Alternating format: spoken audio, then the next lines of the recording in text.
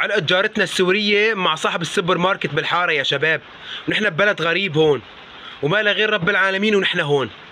انا بطلت خالتي وانا متشطح يا جماعة، بتقول لي روقوم الحريمة علقت بالحارة تحت وما لا غيرنا.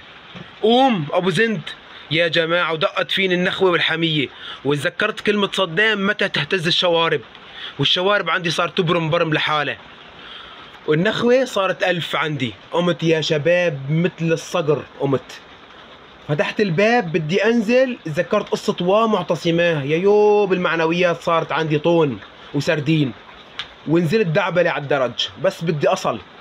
جارتنا شافتني من بعيد، الغبرة وراي هيك عجاج يا جماعة، نازل نزلة مو طبيعية مصورخ.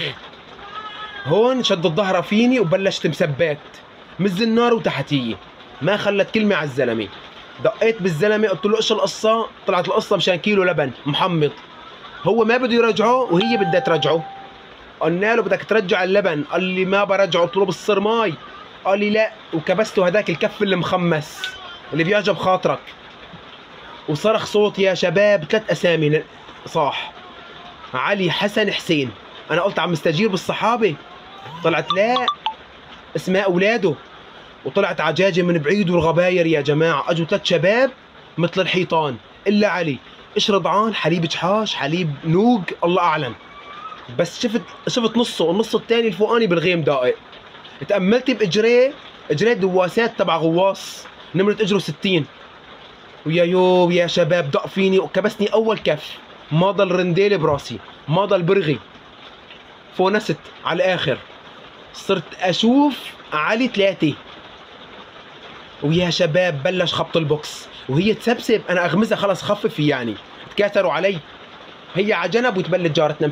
فكركم انا سكتت؟ ما سكتت، لا بدي اطوله ما اطول بزه يا جماعه، وكتر ما طويل كل ما بدي اخبط كف يجيني 50 كف.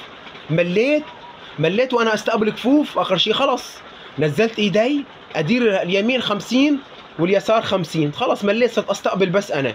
وجارتنا يا جماعه كل ما يفكونا عن بعضنا ترجع تولع المشكله من اول وجديد.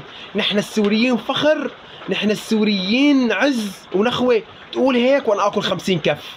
صرت اعض على شفافي مشان الله اسكتي، ايش بك انبحتي؟ ماك شايفتيني كل كلمتين منك عم اكل 20 50 كف وما عاد تسكت يا جماعه. والله العظيم علي الحلال توهنت توهين، وهي لسه عم بلش دق ودق. المهم يا شباب اخر كف كان رقمه 250 بالضبط.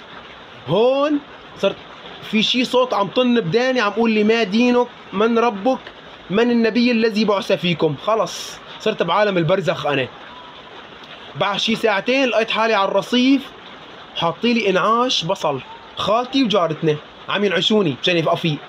قلت لكم يا شباب الدنيا مسوربه خالص، ماني شايف شيء قدامي ابدا ابدا. بضع عرض الشغله يا شباب، اللي بياكل العصي موت اللي عم يعدى ابدا. شربت تنكه مي من قهري. تعذبت عذاب اكثر من سيدنا بلال في فيلم الرساله يا شباب. اكلت 250 كف عن سوريا كلها. قال مشان كيلو لبن. صرت احلب والبن انا يا جماعه واخطر، شيء مو طبيعي ابدا.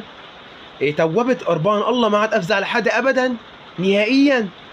لسه كل ما تقول نفتخر بالسوريين والسوريين راسنا عالي، اكل 50 كف، دخيل الله انا.